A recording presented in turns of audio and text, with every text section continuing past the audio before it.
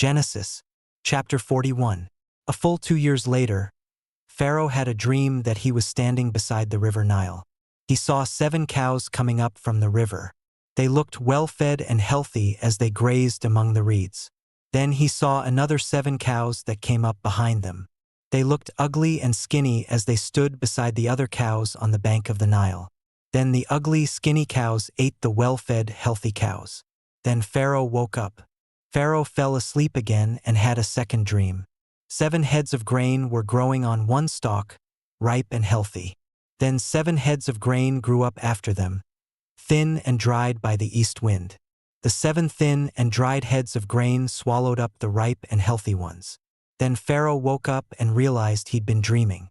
The next morning Pharaoh was worried by his dreams, so he sent for all the magicians and wise men in Egypt. Pharaoh told them about his dreams, but no one could interpret their meaning for him. But then the chief cupbearer spoke up. "Today I've just remembered a bad mistake I've made," he explained. "Your Majesty was angry with some of your officials and you imprisoned me in the house of the commander of the guard, along with the chief baker. We each had a dream. They were different dreams, each with its own meaning. A young Hebrew was there with us, a slave of the commander of the guard. When we told him our dreams, he interpreted for us the meaning of our different dreams. Everything happened just as he said it would. I was given back my job and the baker was hanged. Pharaoh summoned Joseph, and they quickly brought him from the prison. After he'd shaved and changed his clothes, he was presented to Pharaoh. Pharaoh said to Joseph, "I had a dream, but no one can interpret its meaning. But I've heard that when someone tells you a dream, you know how to interpret it." "It's not me who can do this," Joseph replied, "but God will explain its meaning to set your Majesty's mind at rest." Pharaoh explained to Joseph, "In my dream I was standing on the bank of the Nile. I saw 7 cows coming up from the river. They looked well-fed and healthy as they grazed among the reeds. Then I saw another 7 cows that came up behind them. They looked sickly and ugly and skinny. I've never seen such ugly cows in the whole of Egypt. These skinny, ugly cows ate the first 7 healthy-looking cows. But afterwards you couldn't tell they'd eaten them because they looked just as skinny and ugly as before. Then I woke up. Then I fell asleep again. In my second dream I saw 7 heads of grain growing on one stalk, ripe and healthy. Then 7 heads of grain grew up after them, withered and thin and dried by the east wind. The 7 thin heads of grain swallowed up the healthy ones. I told all this to the magicians, but none of them could explain its meaning to me." "Pharaoh's dreams mean the same thing," Joseph responded. "God is telling Pharaoh what he is going to do. The 7 good cows and the 7 good heads of grain represent 7 good years of harvest. The dreams mean the same thing. The 7 skinny and ugly cows that came after them and the 7 thin heads of grain dried by the east wind represent 7 years of famine. It's just as I told your Majesty. God has shown Pharaoh what he is going to do. There are going to be 7 years with plenty of food produced throughout the whole country of Egypt. But after them will come 7 years of famine. People will forget the time when there was plenty of food throughout Egypt. Famine will ruin the country. The time of plenty will be completely forgotten because the famine that follows it will be so terrible." The fact that the dream was repeated twice means that it has definitely been decided by God, and that God is going to do this soon. So your Majesty should choose a man with insight and wisdom, and put him in charge of the whole country of Egypt. Your Majesty should also appoint officials to be in charge of the land, and have them collect 1/5 of the produce of the country during the 7 years of plenty.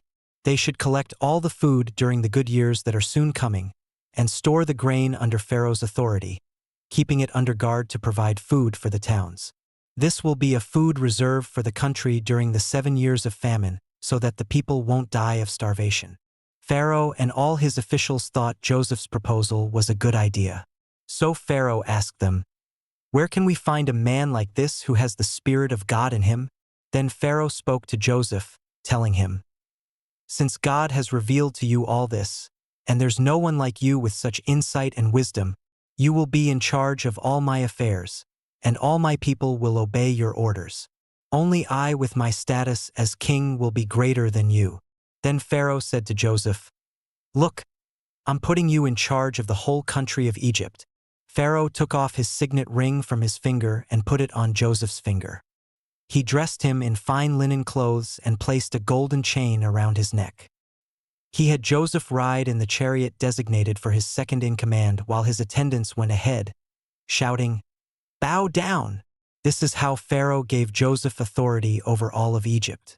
Then Pharaoh told Joseph, "I am Pharaoh, but without your permission nobody will lift a hand or a foot anywhere in the whole country." Pharaoh gave Joseph the name Zaphenath-Paneah and arranged for him to marry Asenath, the daughter of Potiphar, priest of On.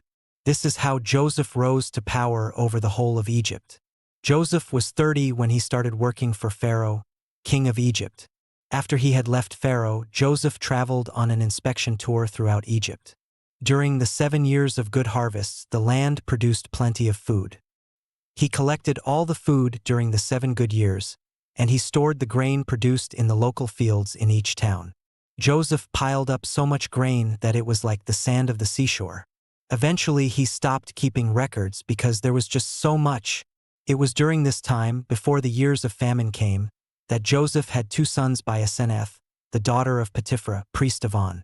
Joseph named his firstborn Manasseh, because he said, "The Lord has made me forget all my troubles and all my father's family." His second son he named Ephraim, because he said, "God has made me fruitful in the country of my misery." The 7 years of plenty in Egypt came to an end, and the 7 years of famine began just as Joseph had said. There was famine in all the other countries, but the whole of Egypt had food. When all of Egypt was hungry, the people cried out to Pharaoh for food, and he told everyone, "Go and see Joseph and do whatever he tells you." The famine had spread all over the country, so Joseph opened all the storehouses and sold grain to the people of Egypt. The famine was very bad in Egypt.